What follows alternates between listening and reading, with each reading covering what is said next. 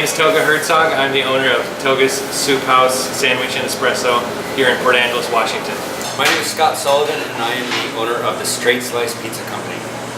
My name is Brooke, and this is my wife Lisa Brooke, and we own Spruce here in Port Angeles, Washington. My name is Voang. I own Midtown Public House, formerly known as China First Restaurant. And how long has this restaurant been open? We opened this restaurant in 1995. We ran it for 14 years as a fine dining restaurant.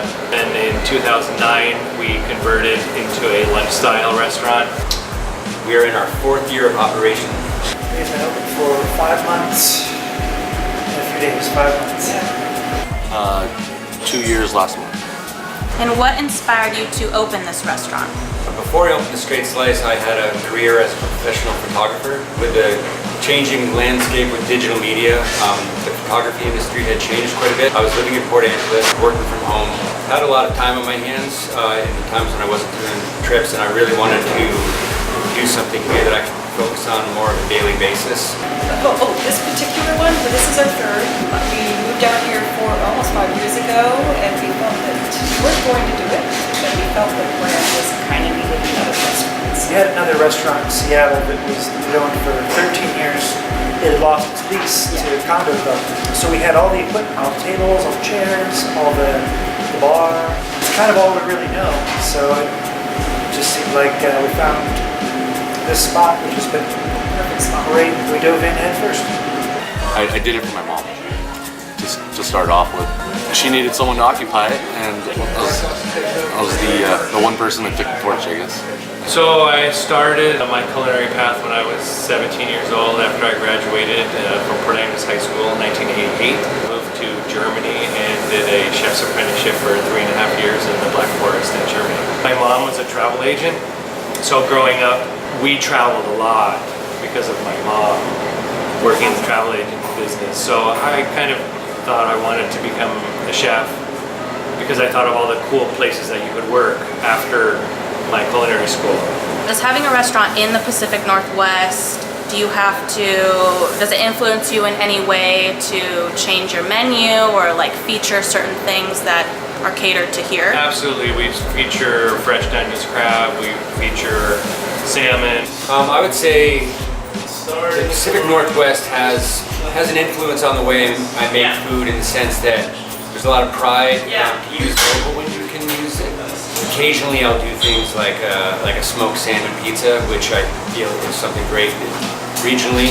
Like as far as the ingredients I use, or? Yeah, or do you ever like feature specific things from this region or anything? I do. I mean, not as much as I'd like to start out, mainly because the price point for seafood around. I mean, and compared to my menu prices, I try to do affordable dining. I mean, so for college kids can come and eat and not feel, be able to afford it. Tourists definitely want to come and experience Northwest food.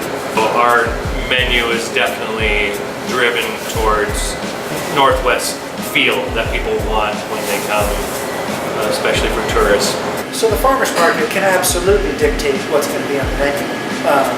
And the Northwest is obviously famous for growing certain things, asparagus, apples, onions.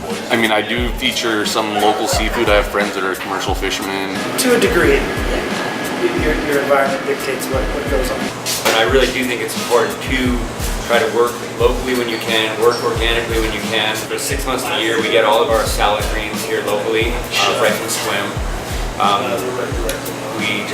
We try to get organic stuff at the farmers markets, working with country air for ingredients. So I think that's something that is an attitude that's pervasive in the Northwest, and it's something that we also embrace. And where do you get your inspiration for your style of food?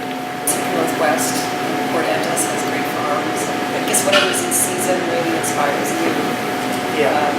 Food trucks. Really look into what's going on in the food world and then kind of combine it with what I grew up with. I call it Asian American comfort food. I get my inspiration for my pizza from the East Coast. Like I said, I grew up in Rhode Island, so I'm wedged right in between Boston and New York. Pizza is just a part of the culture out there. It's basically just everyone Everyone's always trying to reinvent the wheel of American comfort food. There's no way you really can reinvent it, but you can put your own different spins on it. Chinese, Vietnamese, so there's influence there, and then people ask me why I do so much Korean stuff. We had some Korean ladies that worked for us when I was a kid, so I ate a lot of kimchi and was introduced to that. The baseline, which I try to kind of adhere to, I fudge it a little bit, but it's 3 toppings, for pizza, so it's not too complicated with ingredients, and you're focusing on those flavors. So definitely I'm trying to represent East Coast pizza here.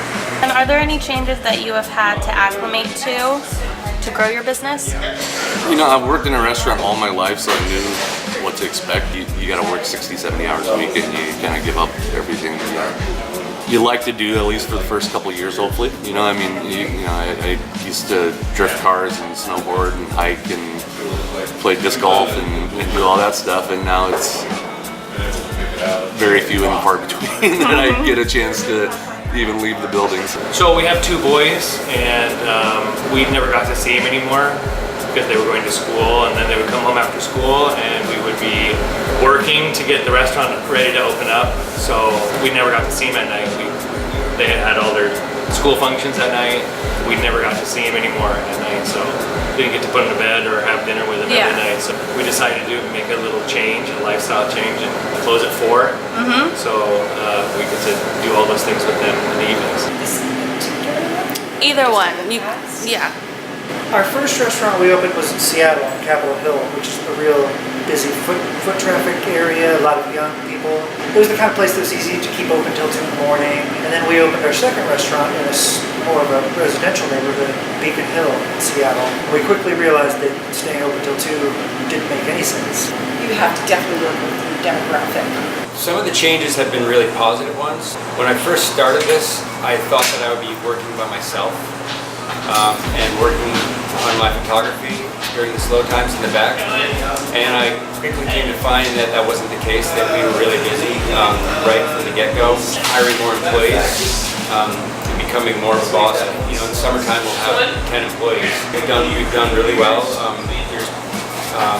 Back in last September, Time Magazine voted us Best Pizza in Washington State. We've kind of been growing. We are still a small business, but everything's moving in a positive direction. And what do you think is the most important element in maintaining a successful restaurant? Employees. Great staff, communication. Culture, employee culture. And I used to think I could do it all by myself, and I'm trying to convert. And I think the way I was raised, I can do it all by myself, but then I'll die. I think for me, the element to keep it successful is to keep it simple. I have a small operation, I have a small building, it's easy to clean, it's easy to maintain. We have a small number of employees, so labor costs aren't too crazy. We've never advertised, but we feel like we might have to. This one is just I think too often people come in and they just want to do everything at once right out of the gate, and they just go too big and it's too overwhelming. And I think you got to really ease your way into it.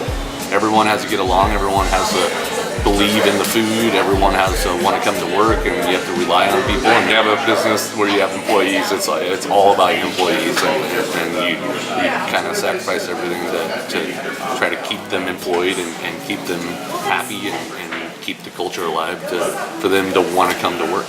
What are some of the benefits that you see working as a family every day? You definitely have a better oversight over your business and your product. You have me as the chef. I have a very good oversight over my food costs. I'm watching every aspect of my business, where my wife watches the front end of the business and the books, and she takes care of the paperwork and pays bills. Well, we're in it to win it, and we've done it going on 50 years of doing this, and we're still together. We're on the same page. Yep. I take care of front of house, he takes care of back of house.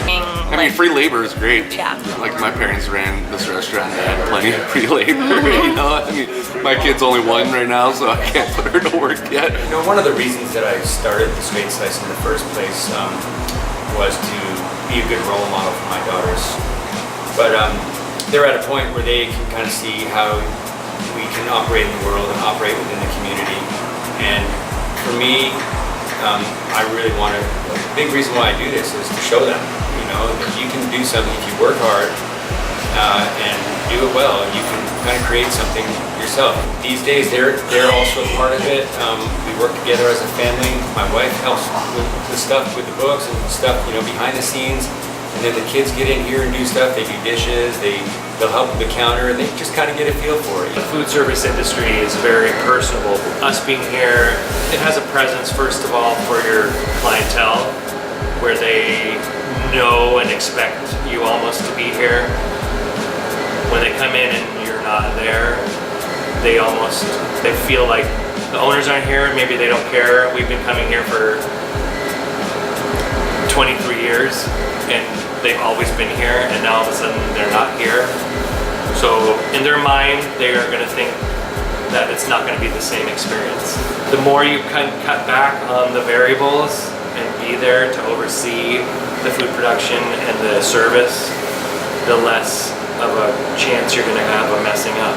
But I just think, like I said, just, you know, showing that that if you apply yourself and you work hard, because everything in life that's worth doing takes hard work. You should enjoy doing the hard work, but at the same time, doing something you love. I gladly give away my recipes and show people how to make it, but they come back to me and tell me it's like, it's not the same. It's like, you got to care about it. And when you have family that cares about the food, you know, my mom comes in on a Sunday and rolls 800 spring rolls, you know, and each and every single one of them are almost like exactly alike and like perfectly made. So, you know, having that love and support from your family is definitely nice. That's awesome. Perfect. Awesome. That was great. Cool.